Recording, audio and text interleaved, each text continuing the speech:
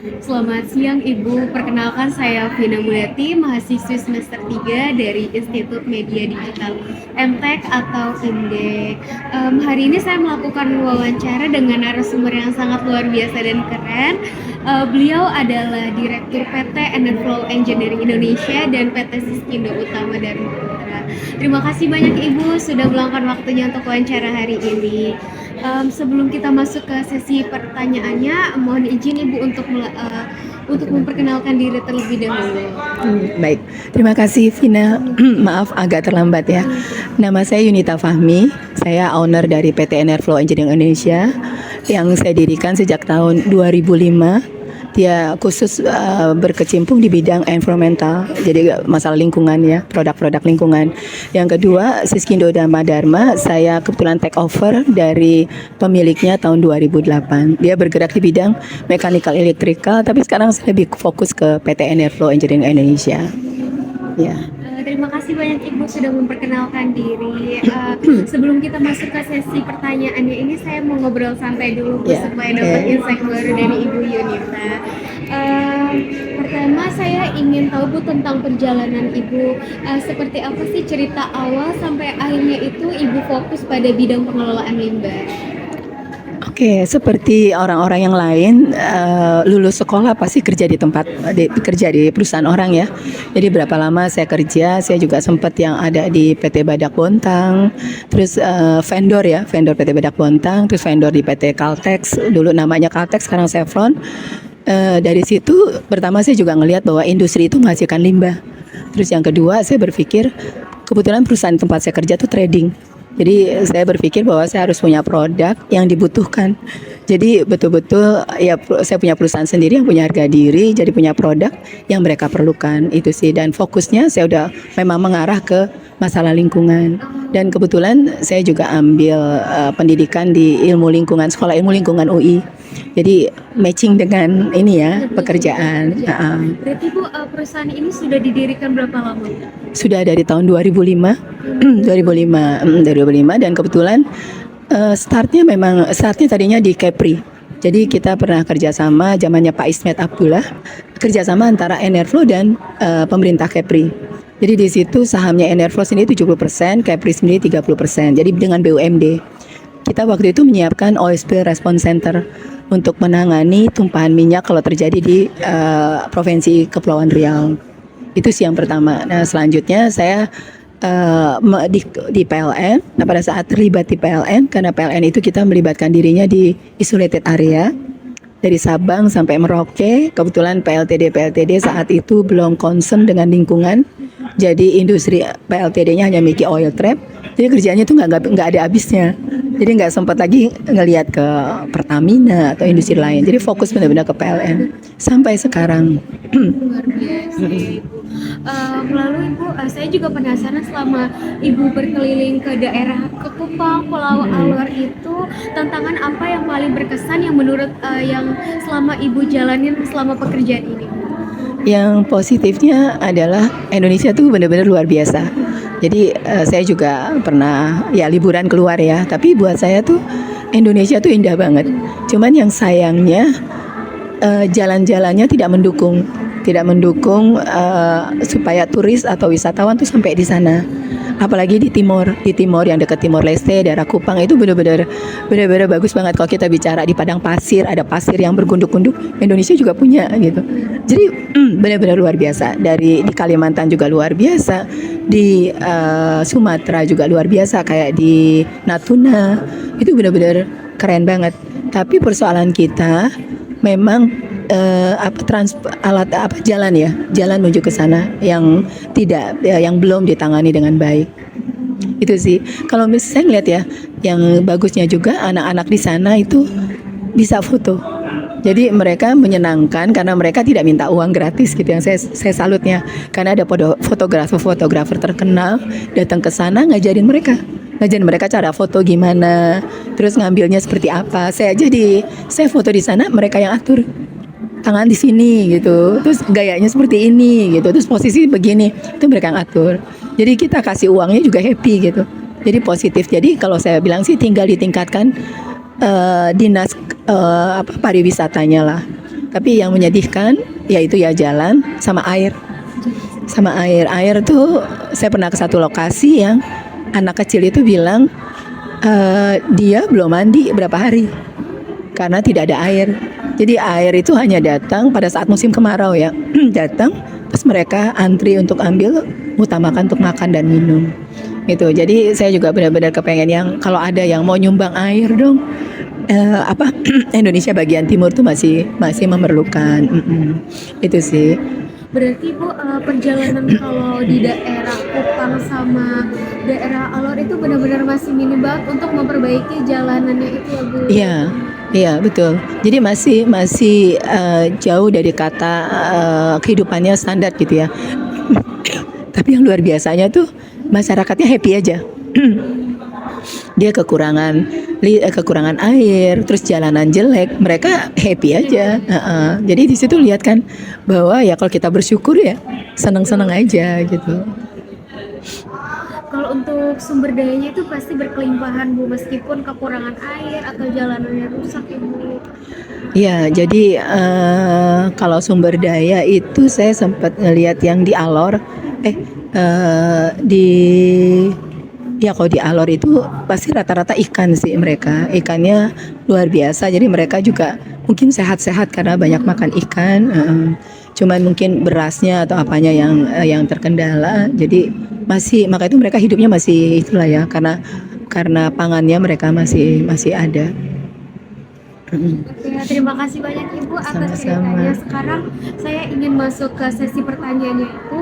Pertanyaannya itu dalam pengembangan alat pengelolaan limbah Bu, khususnya limbah B3 ini, kendala apa yang paling sering terjadi di lapangan? Apakah terkait standar keamanannya atau pada saat proses pengoperasiannya? Oke.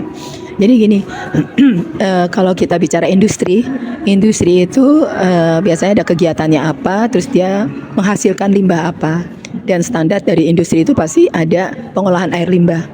Jadi saya berawal dari pembuatan IPAL. Jadi IPAL itu pun alatnya saya desain sendiri, terus sudah dapat hak paten. Jadi untuk menghasilkan hasil akhir pengolahan itu air yang benar-benar memenuhi baku mutu, jadi bisa dibuang di badan air atau enggak dimanfaatkan. Itu yang pertama. Tapi setelah itu kan ada pemisahan pertama. Pemisahan pertama itu ada limbah oli yang harus dimusnahkan. Nah, waktu itulah teman-teman di PLN tanya, gimana dong ini memusnahkan? Jadi sampai saya cari alternatif produk, dapat teknologinya dari Perth Australia. Tapi sekarang udah hak paten Enerflow karena udah banyak perubahan. Yang bermasalah buat kita adalah perizinan dari KLH, karena saya tahu negara kita kan negara hukum ya. Jadi segala sesuatunya harus berdasarkan hukum. Jadi perizinan produk saya itu 5 tahun prosesnya. Sementara semuanya udah menunggu kan, dan saya juga harus sampaikan, saya bilang ini teman-teman di daerah menunggu loh. Nah, alat saya ini semacam mini incinerator, tapi udah bisa diganti namanya, KLH minta namanya jadi Enerflow Cycloburn Grade. Jadi pembakaran dengan teknologi panas di atas 800 derajat Celcius. Terus itu bisa membakar limbah-limbah cair yang dikhawatirkan jatuh ke laut, jadi mengganggu biota laut. Nah, saya sempat perjuangan saya sempat sampaikan ke KLH. Indonesia kan menyatakan bahwa ingin menciptakan masyarakat sejahtera seluruh Indonesia. Nah, gimana masyarakat di pulau bisa sejahtera kalau misalnya industri itu mengganggu mata pencarian mereka? Mata pencarian mereka kan ikan, mereka nelayan gitu. Kalau misalnya ada sedikit aja limbah yang itu kan ikan akan mati semua. Apalagi kita ada teritorial ya, jadi batasan dari bibir pantai sampai mana itu daerah setempat, daerah yang mana kemana itu provinsi, itu agak jauh itu pemerintah pusat. Artinya pada saat pencemaran yang kena mana dulu? Kan yang terdekat. Artinya masyarakat setempat yang terdampak gitu. Kalau udah jauh ke sana itu udah haknya pusat, masyarakat enggak. Nah, itu yang membuat saya mau berjuang untuk supaya izin keluar walaupun 5 tahun gitu. Itu yang satu. Kalau operasinya sih nggak ada masalah. Operasinya nggak ada masalah, tinggal memang sekarang kayak PLN ya, dia punya pembangkit listrik tenaga diesel sekitar 5 ribuan tersebar seluruh Indonesia. Indonesia negara kepulauan. Jadi antara satu pulau dengan pulau yang lain itu perlu waktu untuk ke sana gitu. Jadi memang perjuangan kita cukup berat karena jaraknya sekali kita tempuh bisa 12 jam kita ke sana gitu.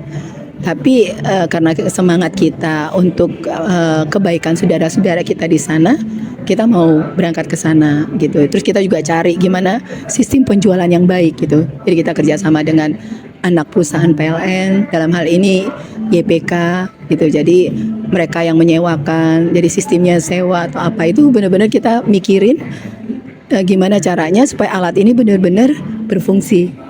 Jadi kalau misalnya perusahaan lingkungan tuh udah nggak mikir lagi masalah profit ya. Profit kita perlu untuk biaya operasional, tapi menjadi kaya itu kita enggak deh. Yang penting produk yang kita ciptakan benar-benar jadi solusi. Itu sih. Saya sering bilang sama KLH, juga bilang ke teman-teman di PLN, saya tidak jual produk, saya jual solusi. Kalau jual solusi berarti kan produk saya harus selesai izin-izinnya, harus bisa beroperasi gitu. Kalau saya jual produk, saya cuma jual produk, terserah deh produknya itu lolos izin atau enggak, bisa dipakai atau enggak gitu. Itu enggak, kita tetap ngurusin semua produk yang kita pasang, kita urus izinnya gitu. Berarti Bu, selama di Kupang itu Ibu tadi berkata bahwa pembangkit listrik tenaga dieselnya itu nanti itu limbahnya di kemananya Bu? Kalau di daerah, di berbagai daerah kayak Kupang, Pulau Alor itu di kemananya Bu? Jadi biasanya setelah mereka kan operasi ya, ada sumber limbah itu ada dari rumah engine, ada dari tempat loading bahan bakar, ada tempat cuci filter. Nah itu semuanya mereka akan arahkan ke oil trap. Oil trap itu adalah pemisahan limbah dan air secara gravitasi. Dari oil trap itu kita pasang IPAL. Nah dari IPAL itu air sudah memenuhi baku mutu bisa dipakai atau dibuang ke badan air. Sementara limbahnya itu dikumpulkan dulu di drum-drum. Apabila PLTD-nya, pembangkit listriknya ada di kota, ada transporter yang berizin, mereka biasa diambil sama transporter.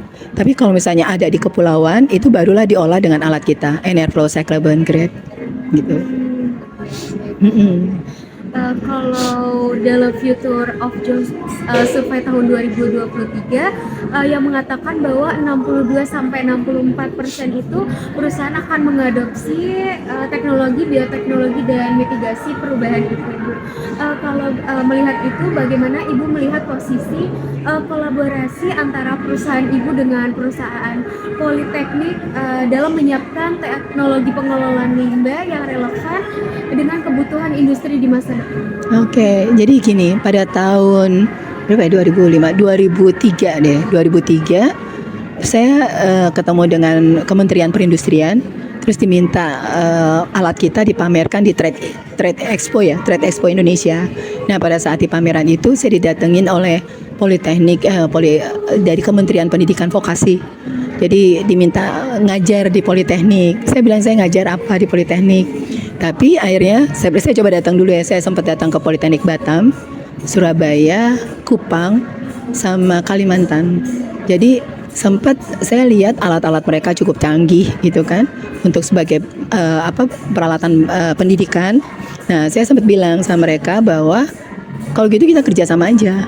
Jadi produk saya nanti bagian ini kalian yang buat kalian ya. Jadi dan kita udah ada MOU untuk bisa men-share mereka bisa buat apa, ini buat apa, kayak gitu sih. Jadi memang udah ada kegiatan kerjasama dengan Politeknik. Nah kemarin sempat dengan Politeknik Batam mau mengembangkan, karena gini, sekarang itu fokusnya pada saat kita clean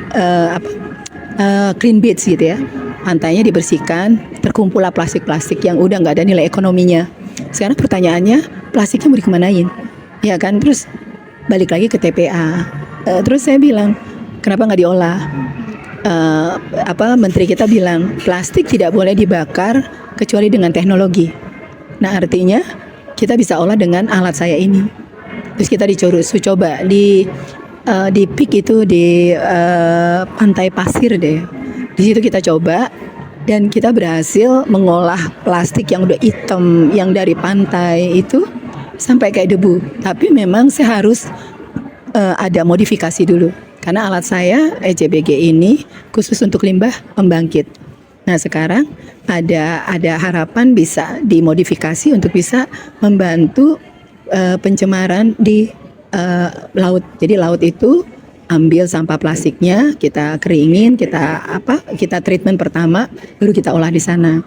Terus ada juga kita juga sebenarnya next step yang plastik itu sebelum saya next stepnya itu yang kamu tanya suntikan. Nah itu informasi yang saya dapat di pulau itu sejauh apapun pulau, industri yang pasti ada adalah pembangkit listrik sama puskesmas. Nah kalau pembangkit listrik kan saya udah tekunin. Nah, sebenarnya puskesmas pun bisa pakai alat ini, tinggal modifikasi lagi gitu. Jadi harus ada nambah panas di ruang bakar 2 supaya jarum-jarumnya juga hancur. Jadi sebenarnya yang saya harapkan dari alat ini bisa berkembang untuk mengatasi masalah puskesmas, masalah plastik yang ada di lautan gitu. Sama di gunung. Jadi ada teman juga pendaki gunung, dia juga bilang ayo support dong. Boleh aja, saya bilang gitu. Jadi pada saat dia kan suka naik gunung taruh di atas, pada saat mereka bawa plastik, semua kantong plastik nggak boleh berceceran di atas, dimusnahkan. Jadi nggak boleh ada, kan kasihan pohon-pohon ya, jadi mati karena itu. Kalau laut kasihan biotanya, terus sama pohon-pohonnya juga gitu ya. Itu sih. Kalau dilihat itu Bu, apa yang dilakukan aparat sekitar terhadap pelaku pembuangan sampah limbah B3 secara sembarangan? Jadi gini, agak sulit mungkin mereka ya, karena mereka tidak bisa mencari atau mendapatkan kalau udah bicara di laut. Karena laut itu kan internasional. Jadi kalau misalnya kita mau bersurat ke Malaysia juga katanya itu taruh di botol juga sampai, ke Amerika juga sampai. Jadi menentukan siapa yang membuang itu memang agak sulit. Jadi sebenarnya harus kuat di industri. Jadi industri-industri KLH harus kuat, aparat harus kuat bahwa industri itu harus mengolah limbahnya sendiri. Jangan sampai ada perpindahan limbah dari pulau ke pulau. Itu yang akan menyebabkan adanya tumpahan. Karena banyak ternyata transporter yang sebenarnya tidak berizin, mengaku-ngaku berizin. Jadi mereka ambil, dibuang. Saat COVID itu luar biasa. COVID kalau dengar ceritanya kan banyak transporter, kita kan waktu itu sampah COVID banyak sekali. Ya kan, dari bajunya, terus begitu masker segala macam kan, tes yang buat ngetes itu juga kan virus semua. Nah itu dibuang sembarangan. Nah itu juga waktu itu sempat Bu Menteri juga bersurat ke semuanya. Kita juga waktu itu bersiap boleh dimusnahkan dengan alat insinerator dengan panas sampai 800 derajat Celcius gitu. Karena harus segera dimusnahkan. Kalau enggak virus itu akan semakin kuat kan. Dengan terus dia bikin klaster baru, jadi akhirnya nyerang lagi manusia. Ibu kalau saya lihat juga berarti itu bekas pembuangan sampah ke lautnya itu bekas minyak, bahan bahayanya itu kan jadi mengakibatkan biota laut kan banyak yang mati. Banyak mati. Pengembangan perangkat limbahnya ini secara sistem kerjanya gimana ya? Kalau alat saya tuh jadi kayak mini turbo incinerator. Jadi ada alat kalau segala sesuatu yang dimusnahkan, kalau dia pakai pembakaran, ada 2 ruang bakar. Ada ruang bakar 1 tempat limbahnya ditaruh, terus dipasang, dikasih api. Terus ruang bakar 2 adalah tutup yang membantu pembakaran hasil bakar ruang bakar 1 gitu. Itu proses kita. Jadi kita nggak bisa menghindar ya. Jadi kalau misalnya ditanya orang gimana caranya supaya laut tuh nggak ada sampah lagi, nggak bisa. Kita nggak bisa berubah karakter orang. Tapi mungkin lama-lama kalau misalnya sampah datang ke laut kita musnahkan, datang lagi kita musnahkan. Karena kalau kita deket laut tiap hari, tiap pagi, sore pasti akan ada sampah yang datang. Jangan dibiarin kembali ke laut. Jadi saya bilang datang, kumpulkan, musnahkan, datang, kumpulkan, musnahkan, harus gitu. Lama-lama kan semakin sedikit.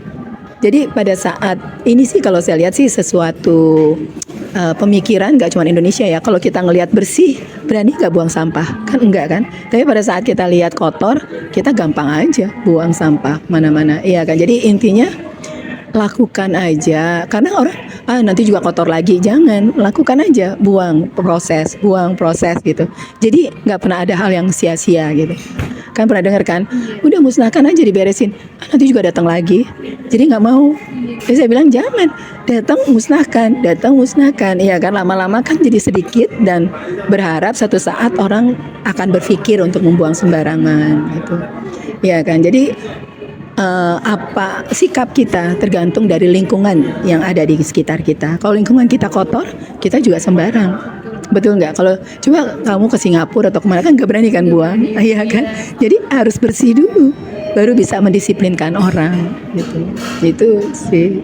Kalau dalam pengelolaan limbah B3 ini, menurut Ibu kesalahan apa yang paling sering terjadi di lapangan dan benar-benar harus dihindari oleh industri maupun tenaga kerja pemulai?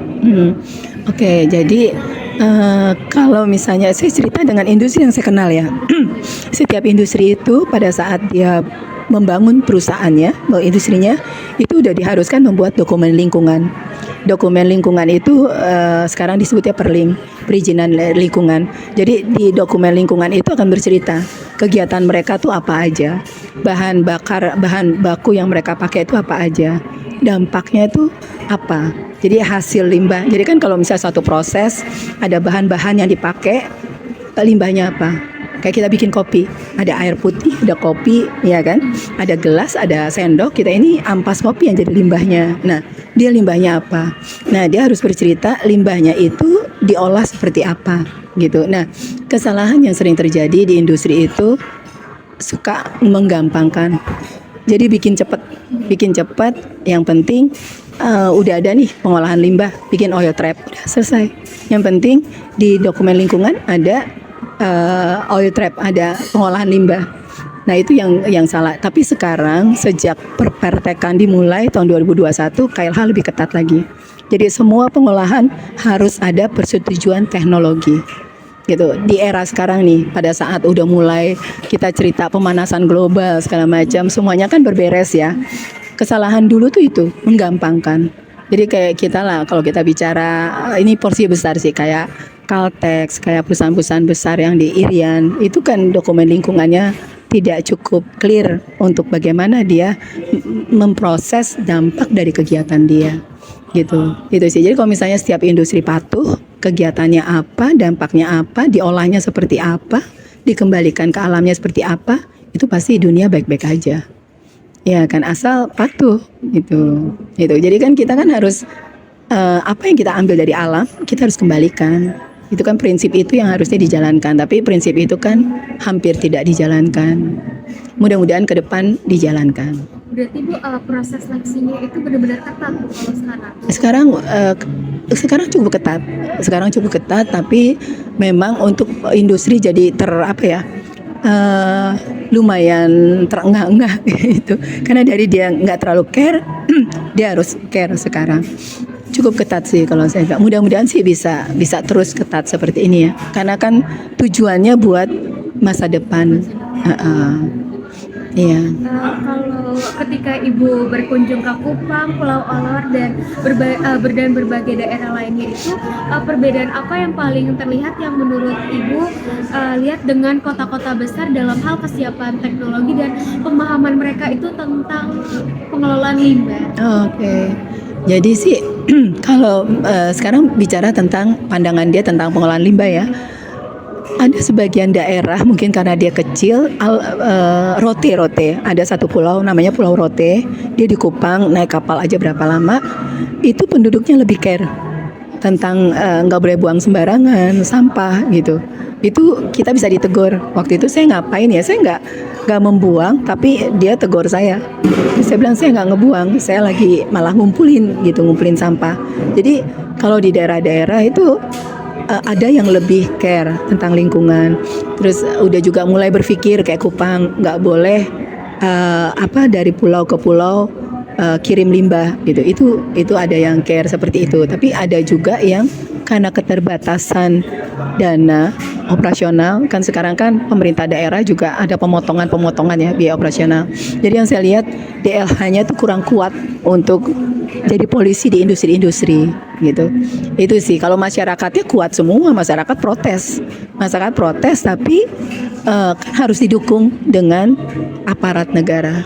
Sementara aparat negaranya kurang biaya operasional untuk mendatangi industri, apa ya, memeriksa apakah industri melakukan hal yang benar, itu kurang dana operasionalnya. Itu sih yang saya lihat. Berarti Bu, berarti di tiap daerah itu ada beberapa orang yang ditugaskan untuk mengedukasi kepada masyarakat bahwa tidak boleh buang sampah ke laut atau gimana ya? Jadi gini, kalau saya lihat daerah-daerah yang bagus, yang banyak bule udah datang, dan sayangnya Indonesia tuh negara yang luar biasa ya. Tapi yang bisa bangun hotel bagus itu pasti bule. Jadi di Rote itu banyak hotel yang dibangun oleh orang dari luar. Nah, mereka yang menjaga. Jadi mereka benar-benar kalau udah bule masuk itu informasi tentang nggak boleh buang sembarangan itu udah mendidik masyarakat. Tapi kalau misalnya kurang, nggak ada bule yang datang, itu yang masih kurang edukasi untuk apa, jaga lingkungan ya, itu kurang. Jadi daerah wisata dibiarin aja kotor, orang-orang datang buang sembarangan gitu.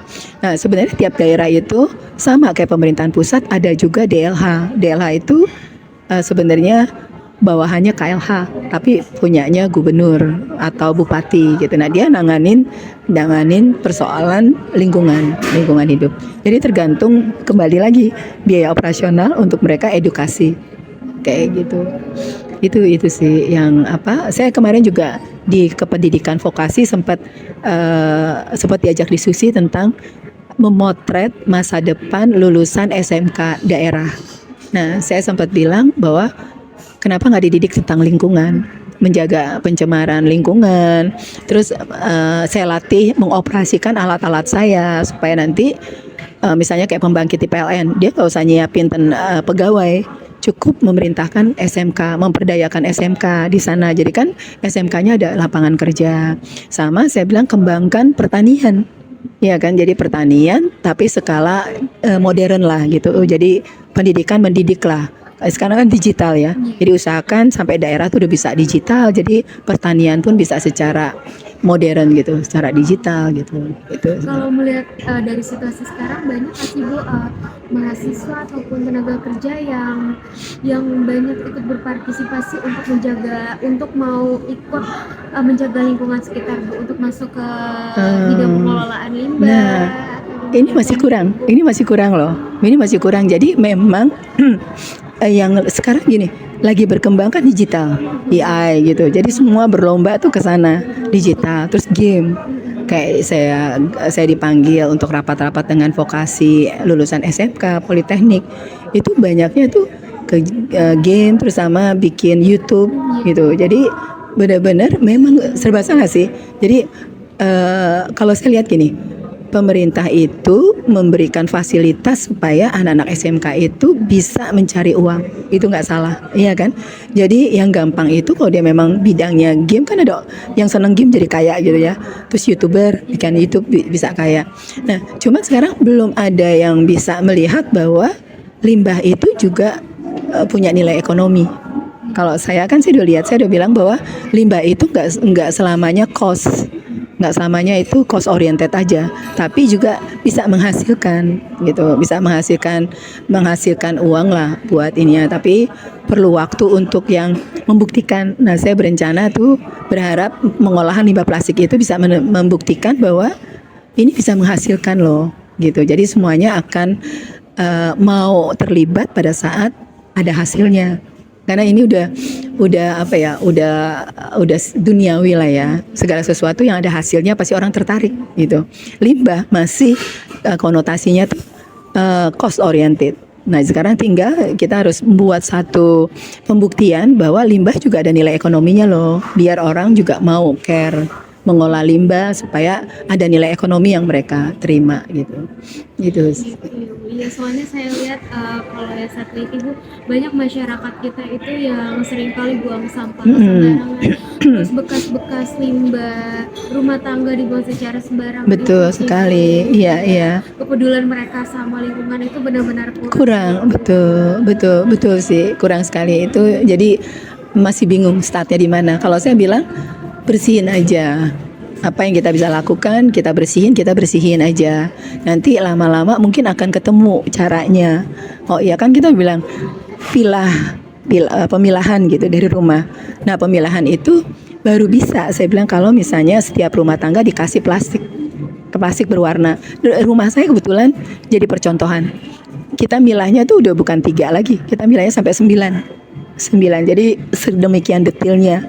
Harusnya kan organik aja, terus plastik, terus residu.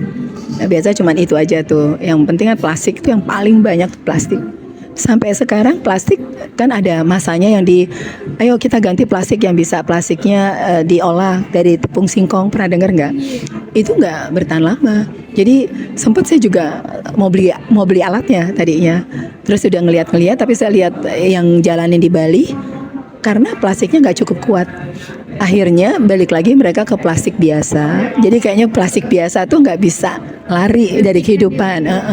Tinggal kita pikirin gimana caranya menyikapi ini. Kan tinggal begitu aja gitu. Satu sisi kita bersihin terus, satu sisi kita pikirin gimana nih, apakah setiap orang yang membeli plastik atau yang produksi plastik, yang bisnisnya menciptakan plastik, ya dia harus dikenakan CSR seperti apa gitu, ya kan? Itu sih.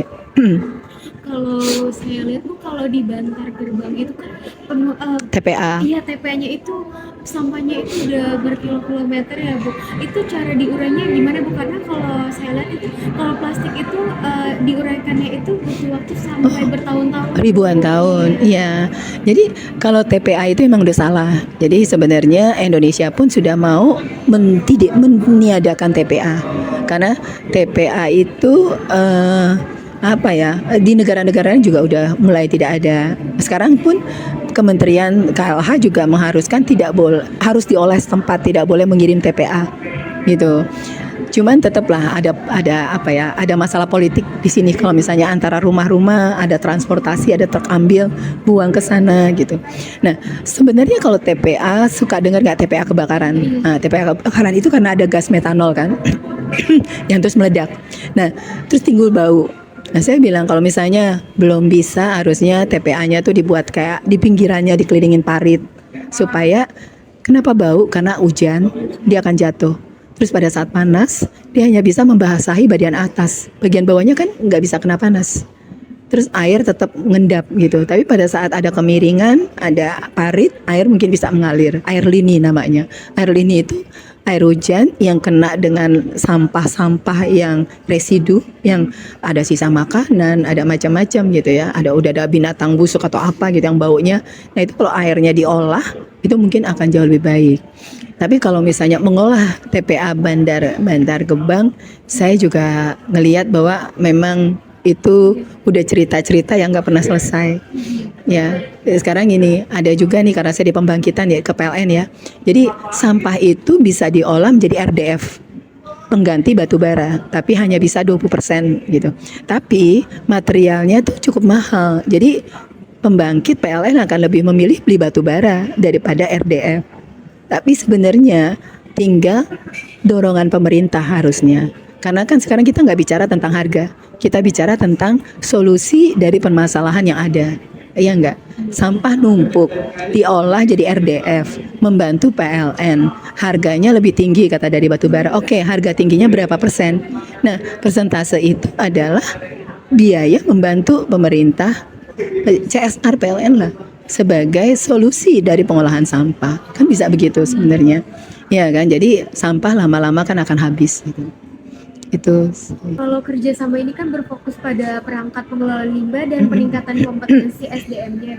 Kalau dari sisi industrinya ini, kemampuan apa yang paling cepat berkembang sehingga mahasiswa dan tenaga kerja itu harus terus update Bu, agar tidak tertinggal? Saya sih berharap ya suatu saat ada berita digital atau apa, mungkin nggak tahu di kampusnya ada punya berita-berita digital. Nah itu harusnya, tapi yang kena ke semuanya ya, harus diberitakan tentang lingkungan gitu. Terus siapa industri yang memberikan dampak pencemaran, diceritakan kenapa dia berdampak pencemaran, bagaimana mengatasinya. Jadi kan terus aja ada satu itulah ya, satu berita lah ya, kalau dulu kan ada koran ini ya, tapi sekarang kan koran digital. Ada koran digital yang dibaca semua orang, itu punya kolom khusus tentang kepedulian tentang pencemaran. Itu sih kalau saya rasa jadi membuka mata kan, membuka mata semua orang, apalagi tentang sampah. Misalnya pada saat kita melakukan aksi untuk memusnahkan sampah nih udah pembersihan laut, terus ada sampahnya, udah dilihat bahwa tidak ada nilai ekonominya, terus diolah hasilnya seperti apa, diberitakan. Ya kan, jadi kan memperlihatkan bahwa kita mampu, kita bisa gitu. Terus daerah tempat naik gunung ada dilakukan, diceritakan. Itu yang saya selalu bilang, diceritakan supaya semua orang tuh kebuka matanya kan. Oh ya, sebenarnya bisa loh gitu. Itu sih. Jadi mahasiswa juga, oh ya, karena saya lihat ini juga bisa jadi bisnis. Jadi kan mahasiswa-mahasiswa kan juga perlu mencari bisnis-bisnis baru ya. Jadi ini juga bisa menjadi bisnis yang bisa membuat mereka, oh ya ada bisnis loh. Lingkungan, ternyata pencemaran lingkungan juga bisa ada nilai ekonominya yang bisa kita kembangkan gitu. Itu sih. Sebagai penutup, bolehkah Ibu menyampaikan harapan untuk PT Enerflow Engineering Indonesia dalam perjalanan ke depan, khususnya dalam mendorong pengelolaan limbah yang baik untuk industri dan juga bisa menginspirasi bagi industri yang lain? Kalau dari Enerflow Engineering Indonesia, harapan saya sih Enerflow dengan teknologi yang dia udah pegang sekarang di Enerflow Cyclable Grade bisa mengembangkan untuk membantu pengolahan sampah plastik. Terus kita juga tertarik untuk membantu teman-teman yang ada, biasa kan suka ada bisa pemuda-pemuda yang mau melakukan pembersihan segala macam. Kita support dengan menyiapkan alat kayak dengan si soldier waktu itu kita siapkan alat, mereka bersihin terus kita proses gitu. Yang membantu menunjukkan bahwa kita care loh, kita mau menghabiskan sampah yang ada, jangan sampai menutupi kehidupan makhluk lain seperti tumbuhan, hewan gitu. Nah, harapan saya di sana Enerflow akan terus mencari produk-produk yang ekonomis. Jadi kita tuh selalu mencari produk-produk yang ekonomis supaya bisa bermanfaat dan digunakan oleh masyarakat Indonesia atau industri Indonesia untuk mengolah pencemarannya. Kita juga lagi berpikir selain yang saya bilang untuk puskesmas dan sampah plastik, limbah tambang. Karena limbah tambang itu kalian bayangin ya, digali, masukin chemical, terus begitu mereka bilang disalurkan ke pengolahan limbah. Tapi kita tahu bahwa tanah-tanah itu ada rongga. Artinya limbah-limbah ini juga akan terserap ke rongga-rongga tanah lainnya gitu. Jadi gimana supaya benar-benar terkumpul di area yang mereka lobangin itu nggak akan mencemari tanah-tanah sekitarnya. Karena balik lagi, pertambangan itu berada di dekat masyarakat Indonesia yang ada di pulau, yang ada ini. Yang kita juga harus jaga kehidupannya supaya sejahtera sesuai janjinya pemerintah gitu. Dari wawancara hari ini saya banyak sekali mendapatkan wawasan baru dari Ibu Yunita mengenai pentingnya menjaga limbah, untuk khususnya limbah B3 yang memiliki kompetensi, yang memiliki risiko sangat tinggi. Terima kasih banyak Ibu sudah meluangkan waktu, ilmu dan pengalamannya hari ini. Semoga dari wawancara hari ini juga bisa bermanfaat bagi kita semua. Amin.